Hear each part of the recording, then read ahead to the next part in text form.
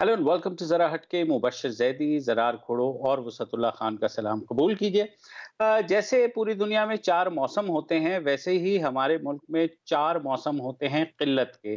चाहे उसमें अशियाए खुर्दनोश हो सकती हैं, उसमें पेट्रोलियम मसनूआत हो सकती हैं।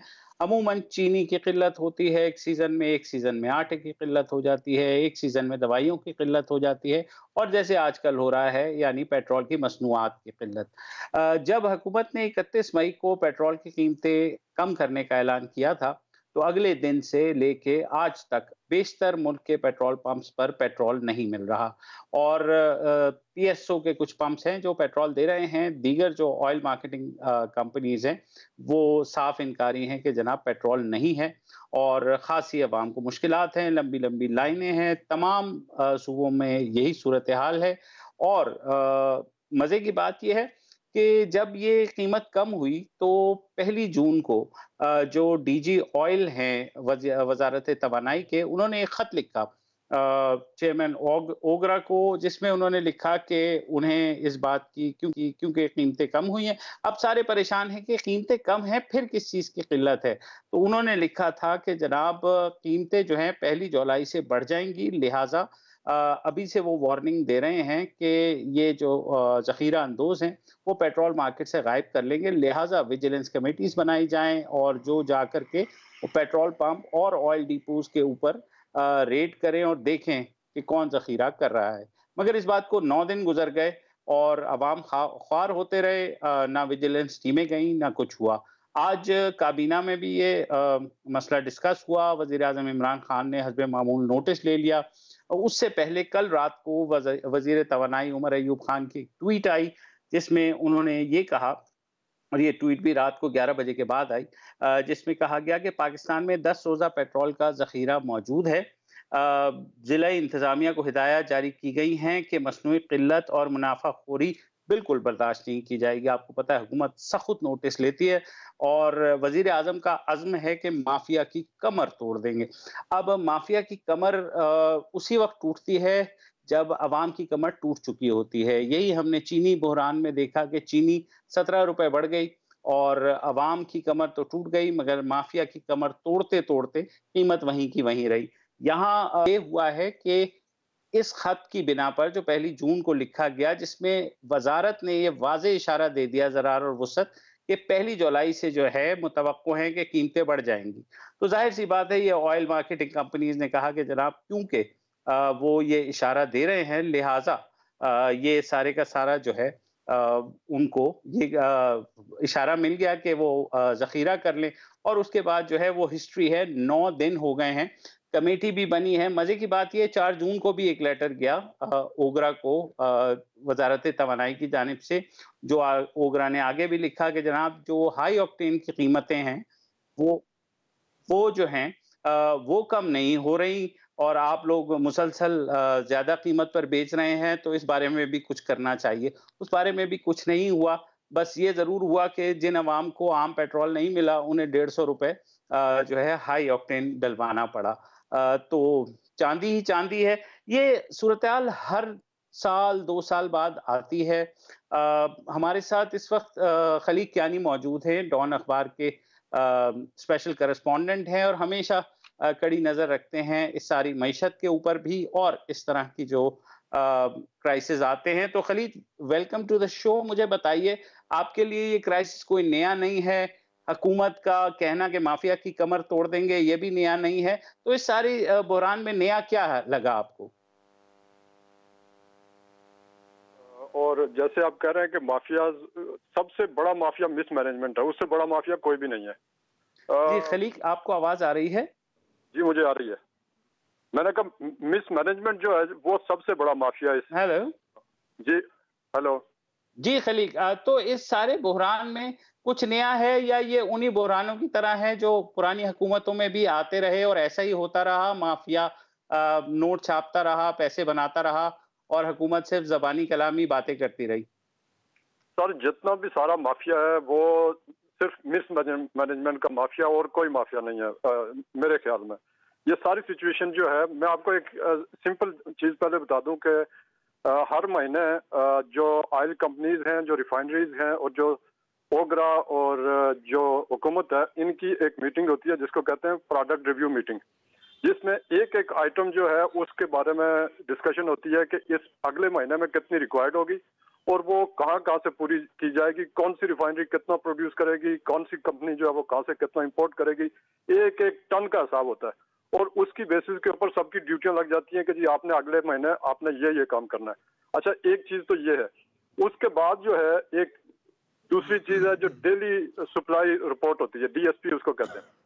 डीएसपी में कौन कौन से कंपनी के पास कितना स्टॉक है, कौन कौन से डिपो के ऊपर है, तकरीबन 29 डिपोज है, उनके ऊपर कहाँ कहाँ कितना पेट्रोल है, कितना डीजल है और कितनी बाकी प्रोडक्ट्स है, सारा डेली बेसिस के ऊपर शाम को रिपोर्ट सबके पास जाती है। प्राइम मिनिस्टर सेक्रेटरीट से लेके, ओगरा से लेके, मिनिस्ट्री ऑफ पेट्रोलियम के पास से लेके और सारी कंपनियों के पास। तो लिहाजा ये कहना कि कोई माफिया कहीं से अचानक निकल आया, वो कोई माफिया नहीं था, वो सारों के सामने था। माफिया एक ही है, वो है मिसमैनेजमेंट, और माफिया दूसरा है वो जिसको कहते हैं कॉन्फ्लिक्ट ऑफ इंटरेस्ट। आप इन लोगों को जो मुख्तलिफ पोजीशनों के ऊपर हैं, आप उनके अगर काम देखें और उनके जो अजीज अकारब की जो पोजीशन है उन कंपनियों में या रिफाइनरी, तो बात बड़ी क्लियर हो जाती है कि जब एक भाई ऑयल कंपनी में काम करता हो, दूसरा भाई अगर किसी रिफाइनरी में काम करता हो और वो रिफाइनरी या वो ओएमसी काम ठीक ना करे तो एक्शन लेगा। ये सारी चीजें जो है ये आज की नहीं है, ये खासकर जो इस दफा की जो सिचुएशन है ये तो यानी मार्च एंड से शुरू हो गई थी। जैसे जैसे कीमतें नीचे जा रही थी तो ये वाली सिचुएशन थी और रिपीटेडली ये 2-3 महीने में डेवलप हुई है और अचानक कोई नहीं डेवलप हुई।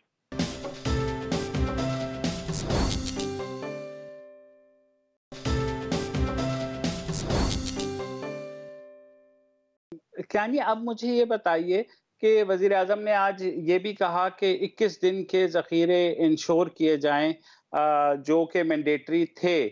मगर जो उमर अय्यूब साहब कह रहे हैं, वो ये कह रहे हैं कि 10 दिन का ज़ख़ीरा रह गया था।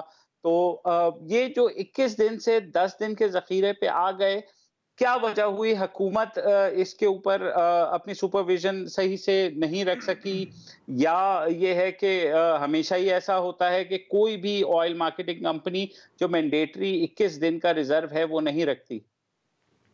सर जी, कोई भी कंपनी जो है ना वो ये कानून में लिखा हुआ है कि 21 दिन के स्टॉक हर चीज के रखेगी, लेकिन अगर वो कंपनी अपने उसके स्टॉक्स गिरे और पेट्रोलियम मिनिस्ट्री जो है उसके ऊपर नजर ना रख रही हो तो फिर इसी किस्म की सिचुएशन क्रिएट होगी। तो बेसिकली मिनिस्टर साहब तो कह रहे हैं 10 दिन के स्टॉक, लेकिन आज से यानी 5 जून तक जो स्टॉक गिर के 4 दिन के रह गए थे और ये स्टॉक मुल्क के अंदर होने का कोई मतलब नहीं है। यानी अगर कराची में 10 दिन के स्टॉक पड़े हुए हैं, 2 लाख टन पड़े हुए हैं, तो अगर वो इस्लामाबाद नहीं पहुंच सकते तो उनका कोई मकसद नहीं है। ये इवन नहीं है और यही वजह है कि आपने देखा होगा कि तकरीबन पूरा पंजाब, केपी और बलोचिस्तान में मेजर सिटीज जो है वो ड्राई आउट उन्होंने फेस की है।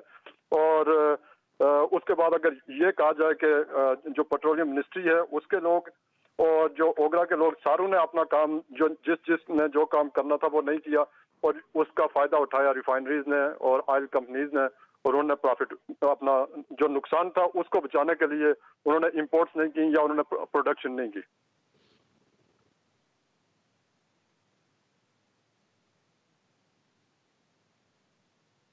अच्छा कियानी साहब, आखिर में मैं सिर्फ आपसे यही पूछूंगा कि हर हुकूमत की तरह इस हुकूमत ने भी और वज़ीर आज़म ने कहा है कि हम सख्त कार्रवाई करेंगे, ज़ख़ीरा अंदाज़ों को नहीं छोड़ेंगे और जो भी ये कर रहा है उससे आहनी हाथों से निपटा जाएगा। आपका क्या ख्याल है, क्या होगा इन रियलिटी, क्या होगा और वैसे दिखाने के लिए क्या होगा? मैं आपको एक इंडिकेशन दिखाऊं, 2015 में इससे मिलता जुलता एक ऑयल क्राइसिस आया था। उसके नतीजे में उस वक्त के जो सेक्रेटरी पेट्रोलियम थे, जो additional secretary policy petroleum ministry के थे, वो उस वक्त के जो डीजी ऑयल थे वो, इसी तरह जो ओगरा के जो चेयरमैन थे और पाकिस्तान स्टेट ऑयल के जो एमडी थे वो, और उनके साथ बहुत सारी टीम जो है उन सारों को सस्पेंड किया गया था और उनके खिलाफ इंडिपेंडेंट कार्रवाई हुई थी। इस वक्त सिचुएशन ये है कि वो एक इंक्वायरी कमेटी बनी है जिसको वो साहब लीड कर रहे हैं, जो जिनकी डायरेक्टली ये रिस्पांसिबिलिटी थी कि वो कौन सी कंपनी कितना इंपोर्ट करेगी और इस चीज के ऊपर उनका नजर रखना था। इस वक्त जो मुझे नजर आ रहा है सिर्फ कवर अप नजर आ रहा है, इसके अलावा और कोई चीज नजर नहीं आती।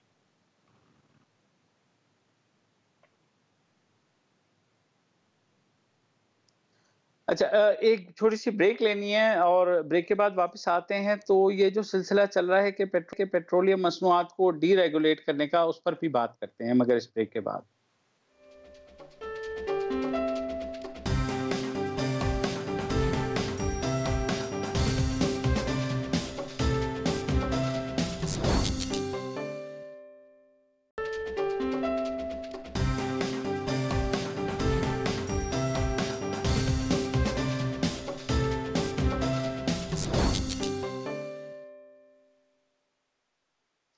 Welcome back. माफ कीजिएगा, कुछ तकनीकी खराबियों की वजह से जो है आप प्रोग्राम हमारा वक्त पे शुरू नहीं हो पाया, और जो वक्फे के बाद भी कुछ चीजें थी जो अब सॉर्ट आउट हो गई हैं। अच्छा, पाकिस्तान में हम समझते थे कि हम ही डॉन हैं, मगर गुज़िश्ता चंद दिनों से एक और खातून हैं, सिंथिया डॉन रिची, जो अपने आप को यूएस से जिनका ताल्लुक है और ब्लॉगर कहती हैं।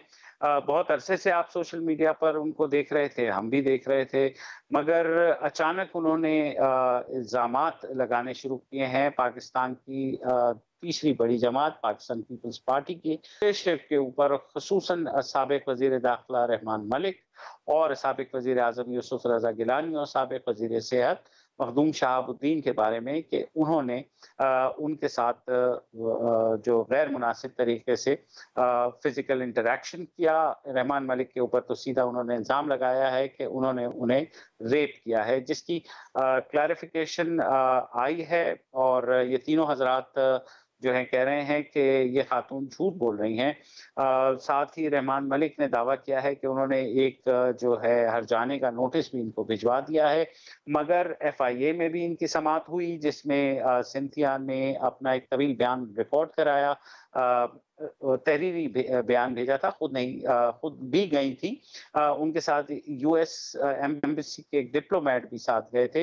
उन्होंने वो बयान दिया एफआईए को, जिसके लुबाब ये है कि वो 2009 में पाकिस्तान आई थी, और वो जो है यहाँ पर पाकिस्तान के जो मस्बत इमेज है उसको उभारने के लिए काम करती रही हैं। आज बाक़िर सज्जाद की स्टोरी भी डॉन में काफ़ी डिटेल में आई है, मगर कुछ लोग चौंके थे जब उन्होंने लिखा कि वो हमारी खुफिया एजेंसीज और फौज के साथ मिलकर पाकिस्तान पीपल्स पार्टी और पश्तून तहफ़्फ़ुज़ मूवमेंट के दरमियान जो लिंक्स हैं, उनको जांचना चाह रही थी, उन पर तहकीक कर रही थी, जिस पर लोगों के कान खड़े हुए। उन्होंने कहा कि एक अमरीकी शहरी कैसे ये कर सकता है। ये मामला अभी तक चल रहा है। इन खातून का वीज़ा 30 जून तक जो है वो वैलिड है, और कहा यह जा रहा है कि शायद उसको एक्सटेंड ना किया जाए, मगर वो किस तरीके से रहती रहीं, ये बड़े मज़े की कहानी है। ज़रार, आप भी इस पे कुछ रोशनी डालेंगे? अब अनफॉर्चुनेटली सबसे पहले तो मैं थोड़ी माजरत करना चाहूँगा नाज़रीन से। आज मैं बहुत सख्त किस्म की टेक्निकल इश्यूज हो रहे हैं, तो एक दूसरे की आवाज़ भी नहीं आ रही।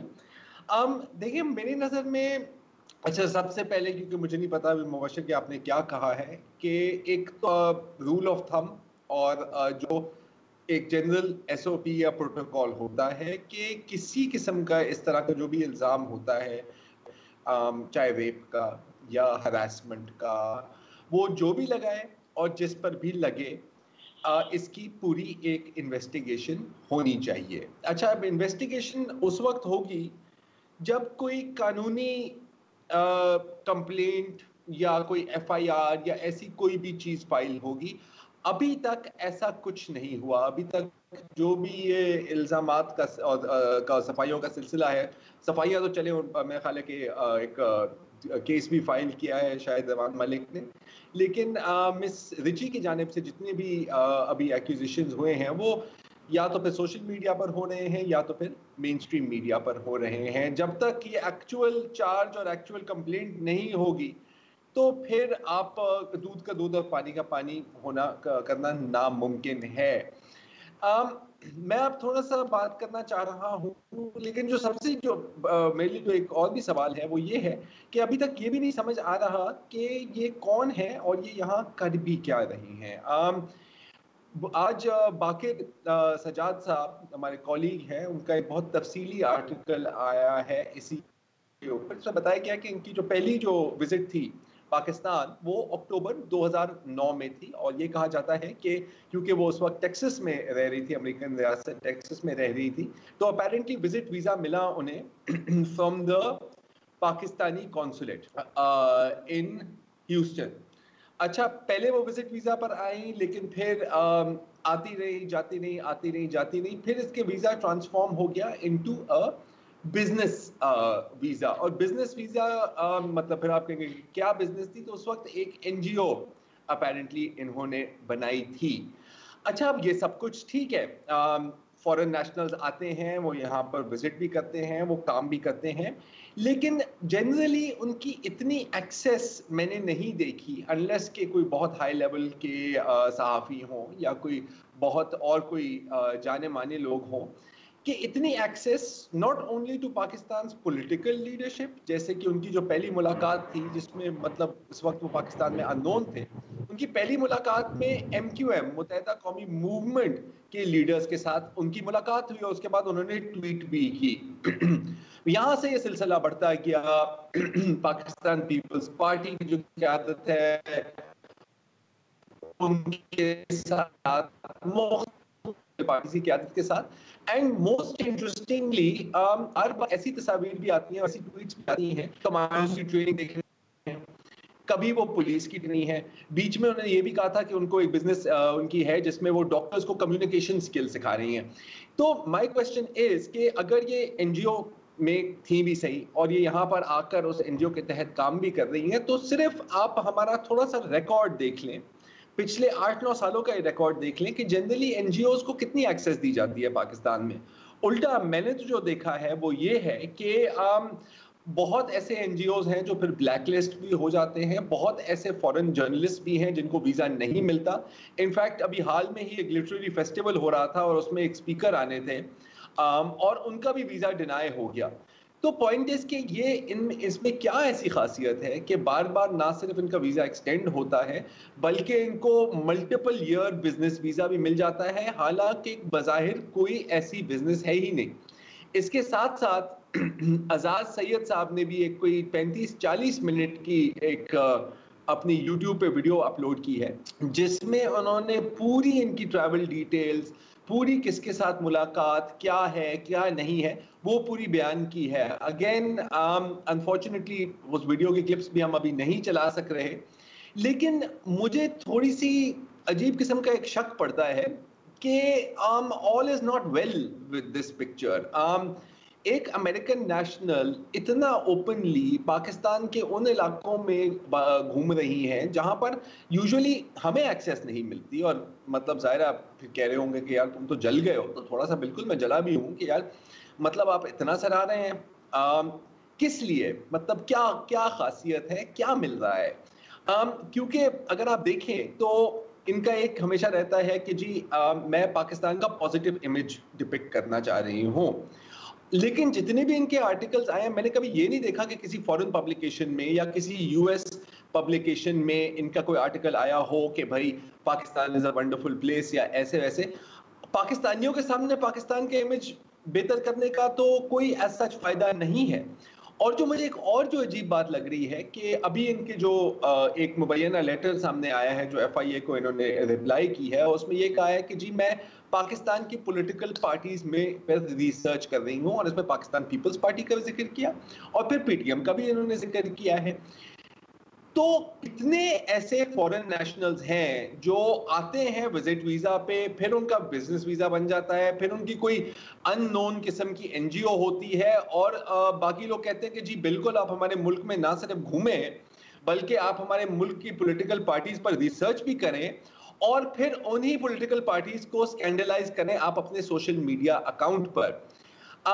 जो एक और जो बड़ी इंटरेस्टिंग बात है कि अभी मैंने बाकिर साहब की आर्टिकल का हवाला दिया, तो मैं ये भी बताना चाह रहा हूँ कि उनकी जो आखिरी ट्वीट है बाकिर साहब की वो ये है कि अब वो सिंथिया रिची के एबटाबाद विजिट के ऊपर थोड़ा सा काम करेंगे। अगला उनका इस मौजू पर आर्टिकल ये होगा जिसमें, और ट्वीट में वो ये कह रहे हैं कि ओसामा बिन लादेन के ऑपरेशन से कुछ दिन पहले कि एक हफ्ता पहले ये एबटाबाद के इनका दौरा हुआ और इवेंट से कुछ दिन पहले اس وقت کے انٹیریئر منسٹر کے ساتھ بھی ان کی ملاقات ہوئی ہے.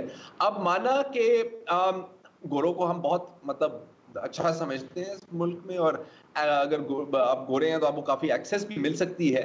میں سوچتا ہوں کہ اگر میں اٹھ کے وزٹ ویزا پہ امریکہ چلا جاؤں اور وہاں پر کہوں کہ جی اب میں ایک بزنس میں نے کر دیا, آپ مجھے بزنس ویزا دے دیں, کیا مجھے ان کی ٹاپ پولیٹیکل لیڈرشپ سے ایکسیس ملے گی, ان کی ٹاپ ملٹری لیڈرشپ سے ایکسیس ملیں گی؟ میں بس پینٹاگون کی گھنٹی بجاؤں ایک دن اور کہوں کہ سر میں آپ کی کمانڈو ٹریننگ دیکھنے آیا ہوں, تو میرے ساتھ کیا حال ہوگا؟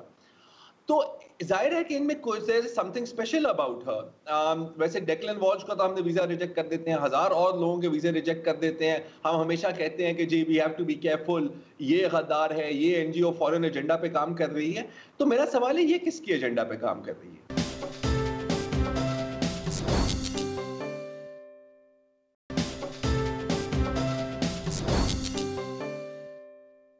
جہاں تک اب سنتھیا کا تعلق ہے تو اب جو صورتحال یہ ہے کہ کیس ایف آئی اے میں بھی ہے, بلکہ اسلام آباد کی ایک جو ڈسٹرکٹ سیشن جج ہیں انہوں نے سنتھیا کو نوٹس بھی دیا ہوا ہے.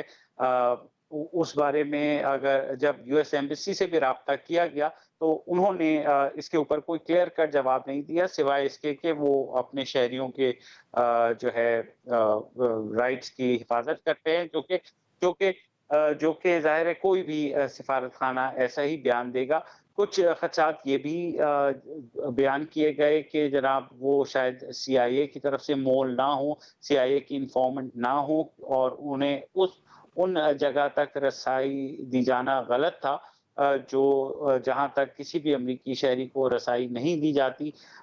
جہاں تک افواج پاکستان کا تعلق ہے تو کل ارشد شریف کے پروگرام میں جو D G I S P R ہیں انہوں نے اس کی تردید کی ہے کہ سنتھیا کا فوج سے کوئی تعلق ہے, کیونکہ وہ گزشتہ چند ماہ بلکہ سالوں سے یہ کلیم کرتی پھر رہی ہیں کہ ان کے پاکستان کی جو سیکیورٹی اپریٹس ہے اس میں بہت اچھے تعلقات ہیں, اور وہ جو بھی ہے اس سلسلے میں جو افواج پاکستان کا بیان یہ آیا ہے کہ اگر انہوں نے کوئی ڈاکیومنٹری بنانے کے لیے کوئی رجوع کیا ہو تو کیا ہو, مگر وہ بالواسطہ کام نہیں کر رہی, جبکہ سنتھیا کا یہ دعویٰ ہے کہ وہ سیکیورٹی ایجنسیز کے ساتھ مل کر پیپلز پارٹی اور پی ٹی ایم کے تعلقات کے اوپر جو ہے تحقیق کر رہی تھی. بہرحال معاملہ کیا ہے وہ جلد ہی سامنے آ جائے گا. سنتھیا 30 جون سے تک ان کا ویزا ختم ہو رہا ہے, تو ہو سکتا ہے کہ شاید اس کے بعد سنتھیا کو آپ پاکستان میں نہ دیکھیں. فی الحال اتنا ہی, کل دوبارہ حاضر ہوں گے اور کوشش کریں گے کہ یہ تکنیکی خرابیاں دوبارہ نہ ہوں. اللہ حافظ.